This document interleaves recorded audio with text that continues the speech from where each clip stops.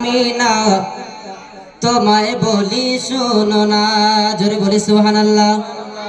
আর একটু জোরে বলি ভাবি ইয়া রাসূলুল্লাহ। ও গো মা আমিনা তোমায় বলি শোনো না, কে তোমার ঘরে কে এসেছে আমায় একটু বলো না। ও গো মা আমিনা তোমায় বলি শোনো না। এবারে আমিনা কি বলছে? আমিনা বলে আমার ঘরে নূরের ঝরনা। কি বলছে আমিনা? আমিনা বলে আমার ঘরে নূরের ঝরনা। আরে যে দেখে যায় সে হয়ে যায় নবীর দিওয়ানা। আরে যে দেখে যায় সে হয়ে যায় নবীর দিওয়ানা। কে তোরা দেখিবি যদি,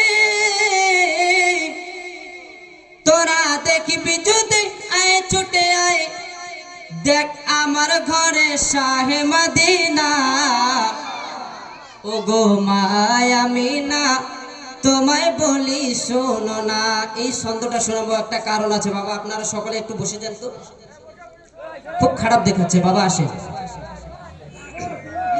আসেন আসেন বাবা, সকলে এখানে বসেন, কারণ এখানে মজলিস তো, মজলিসটা খারাপ দেখাচ্ছে। আসেন বাবা সকলে বসে যান।